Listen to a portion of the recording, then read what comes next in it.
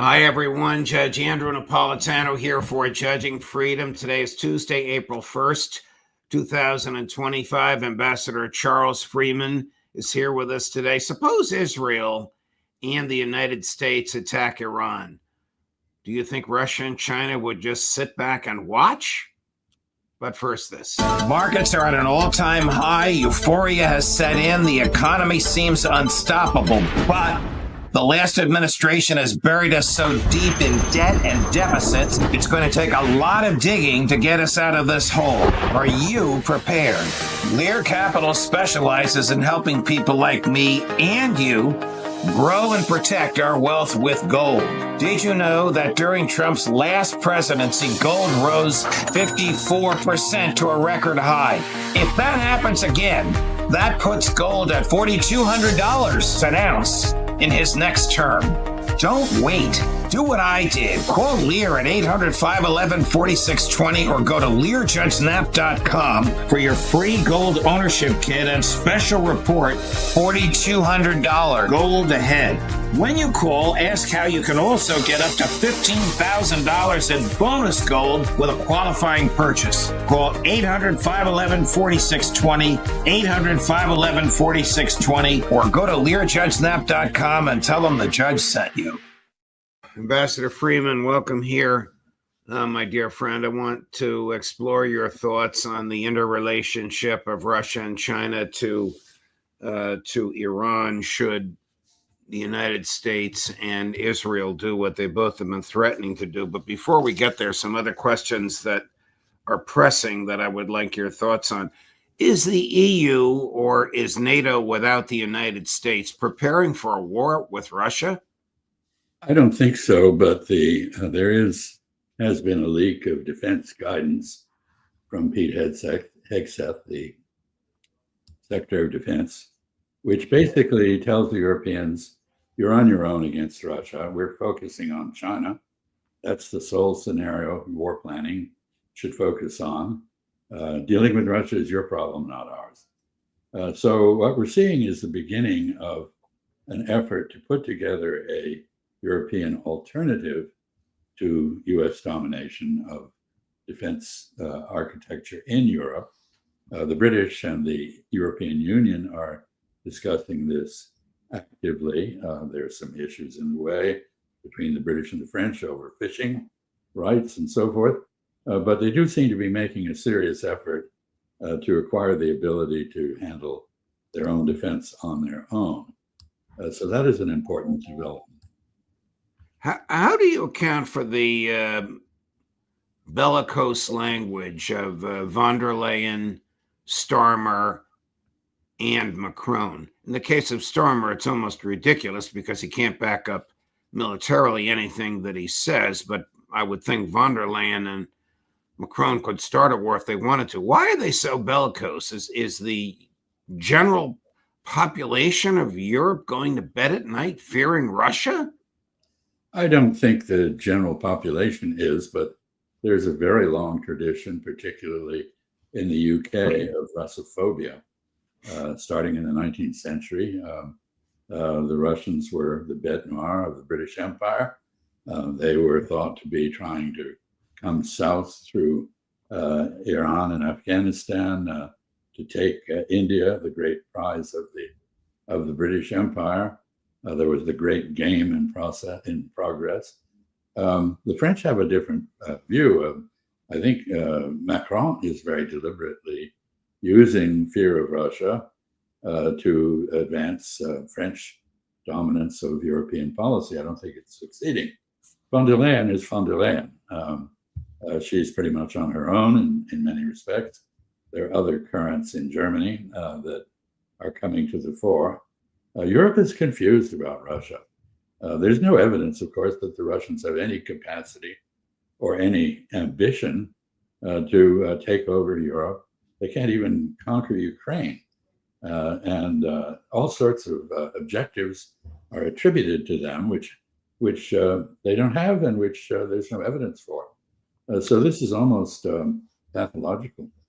Why did the president of peace in 1 week threaten to bomb Iran if it doesn't come to the negotiating table and accede to his demands, and bomb a tiny, helpless country 10,000 miles away 65 times in 48 hours, and then dispatch everybody from his Secretary of Defense to his Attorney General, who has nothing to do with this, to say the bombings of Yemen were successful?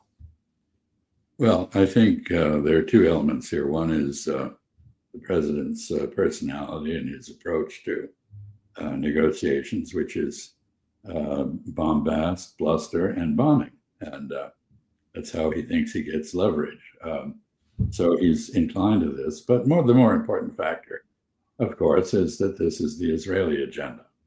That is, Yemen is opposing the genocide in Gaza and the ethnic cleansing in the West Bank, which is beginning more and more to resemble genocide, as well as the Israeli assaults on Lebanon and Syria by blockading shipping in the Red Sea destined for Israel or connected to Israel. So Israel has, even if Yemen were not firing the occasional missile at Ben Gurion Airport in Israel, in Tel Aviv, Israel has a reason to want to bring Yemen to heel.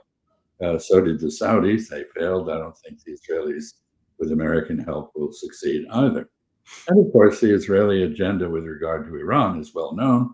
Prime Minister Netanyahu has made no secret for decades of his desire to flatten Iran the way the United States flattened Iraq, and thereby consolidate Israeli hegemony in the region. So I think this is a combination of the personal style of the president and the fact that he's pretty much in the pocket of the Israeli government. Have you followed the recent travails of Prime Minister Netanyahu? I mean, yesterday he was testifying in his own corruption trial. The trial was interrupted when the police arrived in the courtroom with a warrant for him, requiring him to give secret testimony about one of his principal aides who had just been arrested in a scandal in which there are allegations of payoffs from Qatar. And the same day, he withdrew his nomination of a person to replace Ronan Bar as the head of Shin Bet because of demonstrations in the streets. Is he on thin ice domestically? Well, very definitely. That's one reason he has to have the war continue. That's his claim to legitimacy and his means of perpetuating himself in office. I mean, the man is despised by many Israelis, not all. He does have a following. He's a very clever politician, no question about that. But his own intelligence apparatus, Shin Bet, the domestic and Palestinian occupied territory intelligence service, Mossad, the foreign intelligence service, the Israeli Defense Forces are all at odds with him on various issues related to strategy and the survival of the Israeli state, which more and more people wonder about. The hostage families obviously feel abused, whipsawed by him. He uses the hostage issue as an excuse for genocide in Gaza, but in fact, he's never shown any interest at all in getting the hostages out, and appears to have endorsed the invocation of the Hannibal Directive, by which Israel kills its own people rather than have them taken hostage. The ultra-Orthodox are up in arms about his approach to them and the demands of the military in Israel that they be conscripted. The secular Israelis, Democrats, oppose him because of his efforts to destroy judicial independence. And now he has legislation from the Knesset, the Israeli parliament, which politicizes the appointment of judges in Israel to an unprecedented degree. So he's got, and then on top of that, the economy is tanked. There are many tens of thousands of bankruptcies. I don't know how many now, lost track. So you got emigration from Israel, people leaving because they don't have confidence in the future of the country. Parts of Israel have been depopulated by the threat from neighbors in response to Israeli attacks. They have attacked Israel. So, yes, I mean, he's beleaguered on every side. Does Donald Trump make sense to you when he indicates that he can interfere with the sale by Russia of oil to China and India? No, actually, when I began my career in the Foreign Service as an American diplomat, one of the principles that we were advocating was no such tertiary boycotts. That is to say, this was the Arab League boycott of Israel that was at issue. We considered it entirely illegitimate under international law. It's now one of our main foreign policy practices. It is an extension of our sovereignty that intrudes on the sovereignty of others. It is an extraterritorial exercise of power, and it is totally unjustified by international law.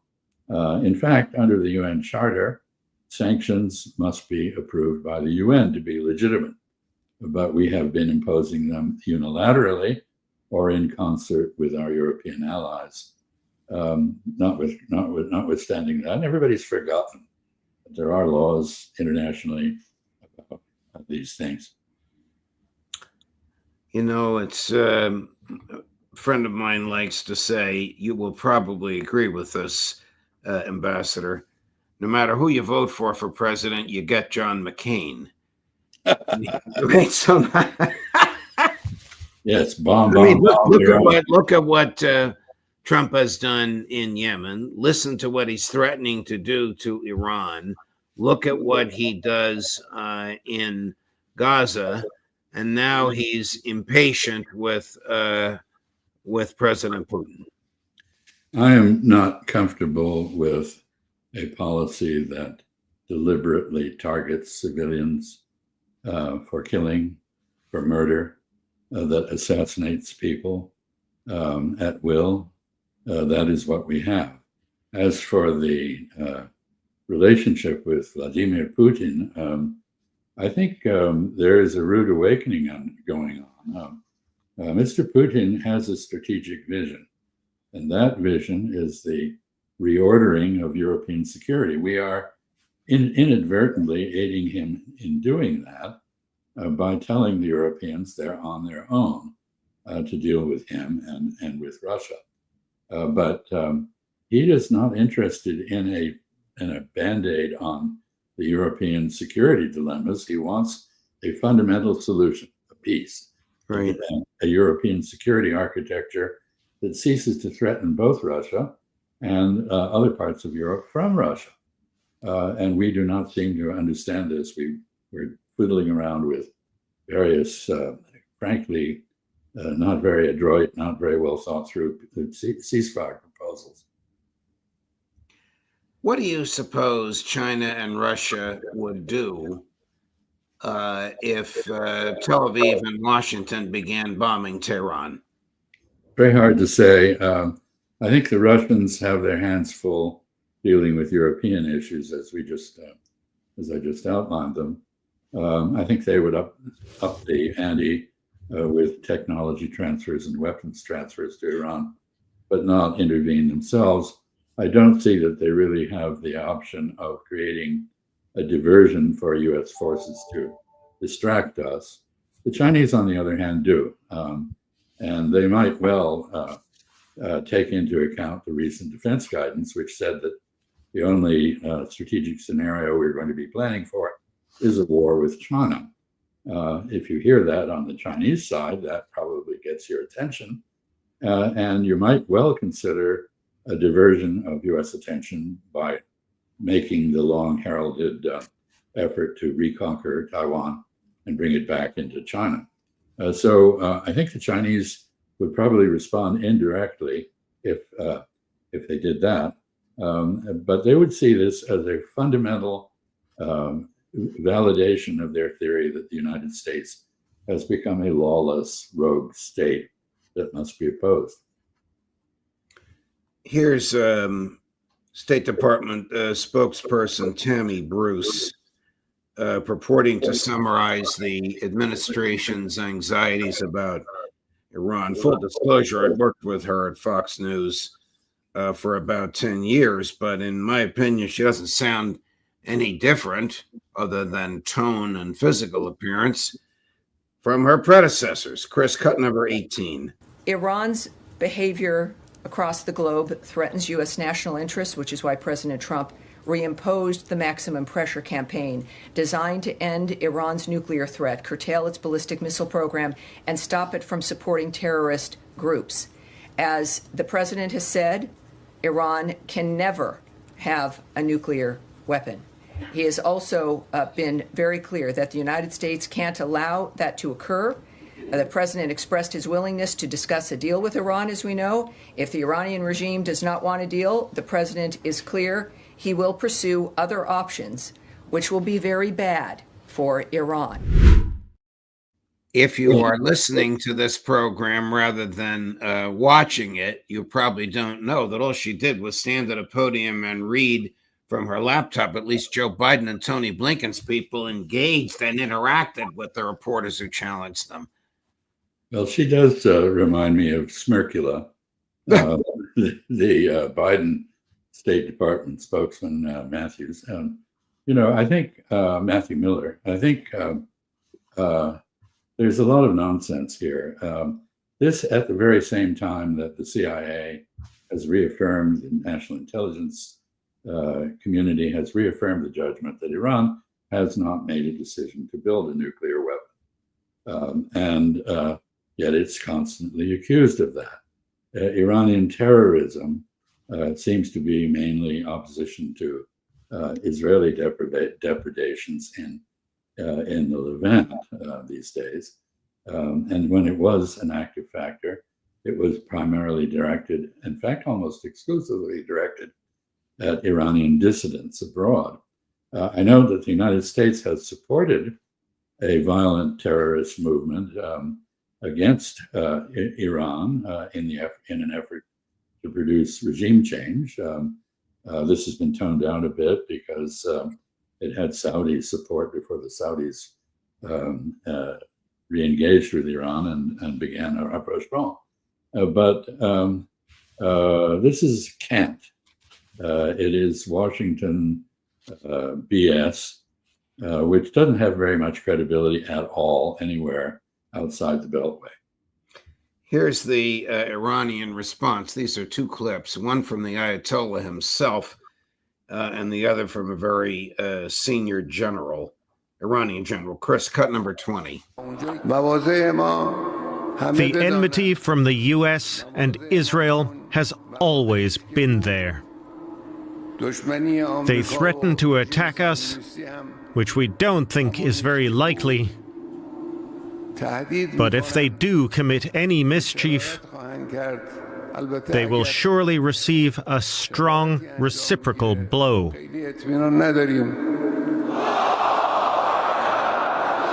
The Americans have at least 10 bases and 50,000 forces near Iran. This means they are sitting in a glass room. Someone sitting in a glass room should not throw rocks at others.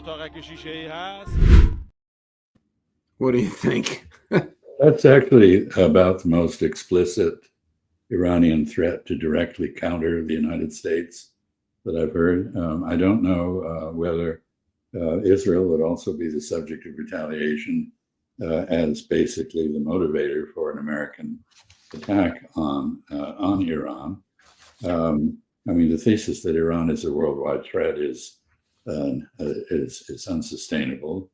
It certainly is a threat to Israeli hegemony and to our own dominance of West Asia, which is pretty tenuous these days anyway. But basically, I think you can see that the reluctance of the places where we do have bases in the fact that the gathering of stealth bombers and so forth at Diego Garcia and aerial tankers, usually based at Al Udeid Air Base in Qatar, have all been moved from Qatar to Diego Garcia or other locations because Qatar and other countries that are aligned with the United States in the Gulf do not want to be part of a war with Iran. The only country in the region that wants a war with Iran, or between Iran and anyone, the United States, is Israel. Before we go, Ambassador, the Trump administration is threatening to delay, defer, or deny legal commitments that the government has to fund research at Harvard because it doesn't like the expression of free speech on the Harvard campus. What's your take on this? Well, the ostensible justification is that Harvard hasn't been sufficiently harsh in its opposition to anti-Semitism. But Harvard, like Columbia University, is a citadel of American Jewish intellectuals. If there were ever a place which was tough on anti-Semitism and open to anti-Palestinian suppression, it's Harvard. So this is absurd. And what it really illustrates is that the target is not at all anti-Semitism. The target is American intellectuals, the universities, freedom of academic inquiry, and any criticism whatsoever of Israel, even in response to genocide. We've come to a very nasty point when opposition to genocide is equated to anti-Semitism. That is positively Orwellian. And I note that many Jewish professors and students have been at the forefront of opposition to Israeli genocide, and also now are in the forefront of opposition to this effort to reopen contracts to renegotiation and repudiation by the federal government. I guess I would say that if you wanted to come up with a way of igniting widespread anti-Semitism in the United States, doing this, privileging a foreign country acting on behalf of its interests to suppress the free speech and academic inquiry of Americans and of our universities, which are global institutions, is about the best way you could come up with to justify the restoration of a heinous ideology of anti-Semitism that we had largely vanquished. Not sure where this is going to end. I've been writing my column each week on the suppression of free speech and the denial of due process. And it seems to just keep happening over and over again.